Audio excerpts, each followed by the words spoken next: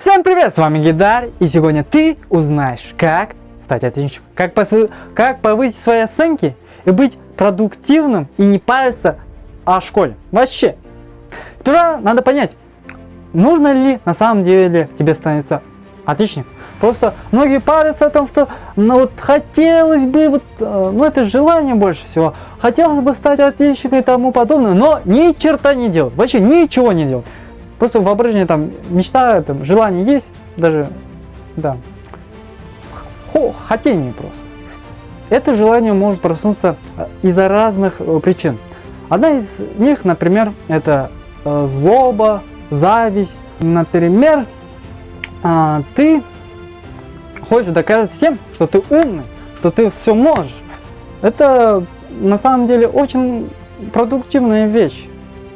Мотивация. Вот тебе надо ответить на вопрос сперва. Тебе нужно ли становиться отличником? Если да, то для чего?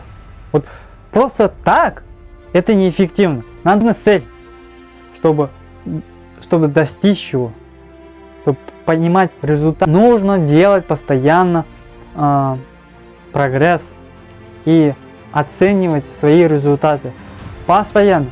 Без этого никак. Любую цель ставишь, нужно всегда учитывать его.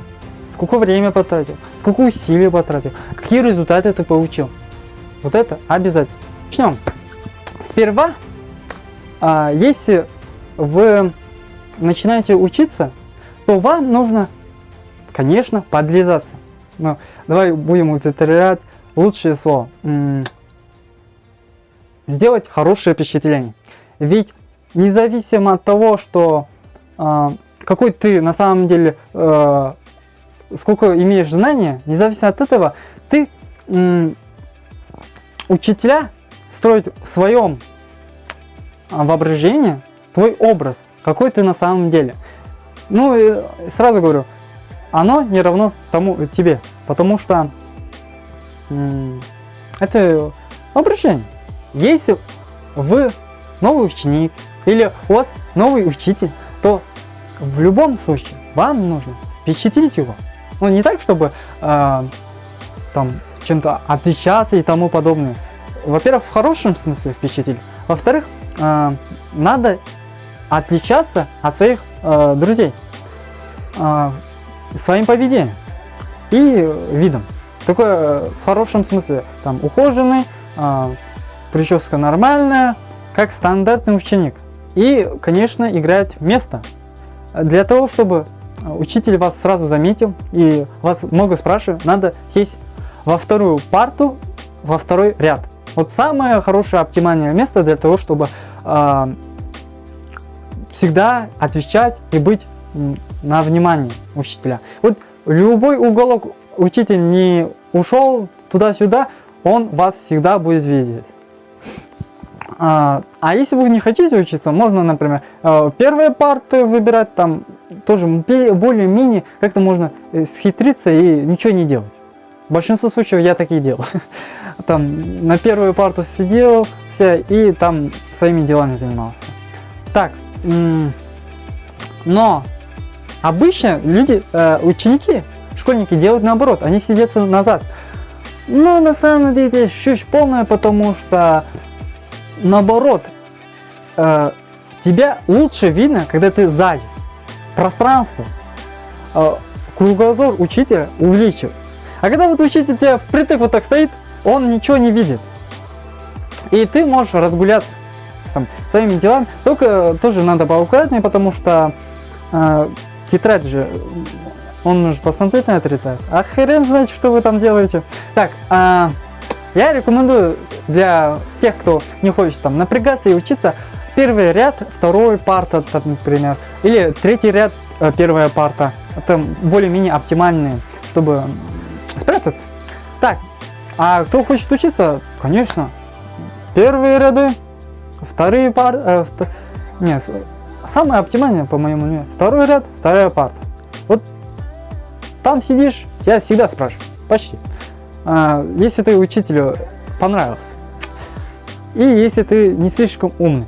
Бывает то, что когда ты слишком умничаешь, учитель перестает с тобой вообще интересуется, потому что ты все знаешь и так. И учителю надоедает. Бывает, что он просто не спрашивает у других учеников. И даже если ты руку поднимаешь, он в большинстве случаев начинает игнорировать. Ну, есть свои минусы и плюсы в том, что ты можешь своими делами заниматься, и в том, что независимо от того, что он игнорирует, тебе хорошая оценка выйдет, потому что он в своем воображении построил, что ты хороший человек, там, отличник и тому подобное. Так, еще. Так, мы впечатление сделали, парту выбрали. Ага, третье. Если вы хотите постоянно продвигаться, успевать, прогрессировать в своем развитии, то надо найти такого же человека, а лучше несколько.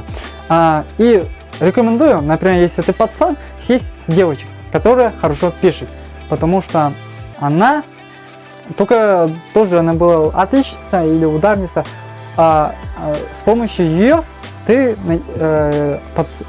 неосознанно начинаешь делать лучше. Ну, это психология. Так, но самое главное, тебе должно быть удобно. Вот если ты отличник, если тебе или троечник, или двоечник, в любом случае, в этих ситуациях ты не должен чувствовать какое-то давление и тому подобное, потому что она будет тебе очень сильно мешать. Надо, например, если ты троечник или двоечник, тебе нужно поговорить с родителями и объяснить, что если ты не хочешь быть ударником или хорошо учить, объясни, что я не хочу и я не буду делать, и все. Или, сперва надо лучше послушать их, почему они хотят, чтобы ты учился. Например, я с 5 класса своим родителям постоянно говорил, что учеба это, скажем, дрянь, грубо говоря, потому что она не дает знания, которые нужны в дальнейшей жизни. Она вообще не помогает. Там косинус и синус, зачем это давать, это точно. Вот, да, она там поможет тебе там ЕГЭ, ОГЭ сдавать, готовиться и тому подобное, но зачем она тебе? Вот в дальнейшем ты все это забудешь, косинус, тангенсы, там вообще только базовые, самое главное, базовые вещи усвоить, чтобы потом в секцию какую-нибудь католическую не попасть. Ну, я против религии ничего не имею, но против радикалов у меня много вопросов. Мой Бог лучше всех других таких людей. И пропаганда радикальная тоже. Ладно, это мое мнение. Человек вообще идеализирует каждого. Вот. Бывает то, что когда ты становишься отличником или хорошо учишься, то учителя начинают манипулировать тобой с помощью оценок. Это тоже надо отсекать сразу, потому что, во-первых, учителя некомпетентные. Как можно так манипулировать людьми? Ну, по сути, это эффективно для них, но все равно вы не должны этому поддаваться. Ни в коем случае. Потому что наглость людей огромная. Вот укусит палец, потом съест палец, потом руку съест, потом локоть до плечи, и все, твой организм будет съеден. Вот люди такие организмы. Если они поймут, что с тобой можно пользоваться, они будут бесконечно пользоваться, пока ты не истощишься или что-то не будет. Из-за этого у тебя должен в любом случае быть стержень. Потому что без стержня вообще в жизни никак не проживешь.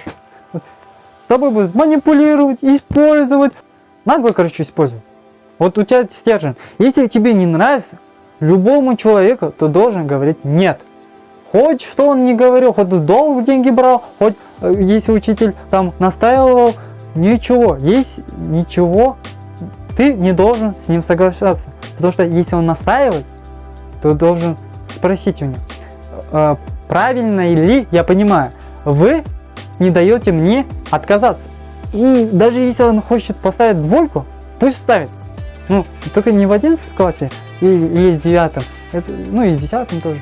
Если вам аттестат важен, лучше не надо. Но все равно же, пусть он ставит, но вы должны остаться в своем мнении и аргументировать. А если вы не хотите париться, то бывают такие моменты, такие задания, домашние задания, в которых они слишком легкие. Там написать конспект, и тебе поставят 5. Конечно, в редких случаях, но есть такие задания. И лучше делать такие. Если вы не хотите париться, потому что чем там писать целый доклад о ком-то и получить за него 1 и 5 или 4, лучше конспект написать и все. Вот, не знаю, как они работают, но бывает так, что некоторые ДЗ настолько сложные и неравноценные другим. Пипец просто. Вот это надо вообще исправить. Вообще образование нафиг надо. В моем случае у меня оценки менялись таким образом. Я был грубым троечником, можно сказать. У меня обычно были тройки по языкам. Это башкирский, английский и русский. Вот всегда была тройка. Вот тройка. Но я до двоечника не катился, потому что вот как быть и отличнику трудно, так и быть двоечнику слишком трудно. Я не понимаю, как можно вообще стать двоечником. Там надо вообще в школу не ходить, наверное. Так, там ты получил 1 5, ты можешь дальше 5 двоек получить, и у тебя все равно будет 2,5. И наоборот работает и для отличника. 1 двойку получил, тебе надо 5 5. Это среднеарифметическое так работает. Но двоечников вообще не будем учитывать, потому что можно плевать на учебу и все. Так, я был всегда троечник. И в 9 классе я только стал ударником. У меня все 5 были и 3 4. Это опять же языки. Я пользовался такими же методами, как я до этого говорил.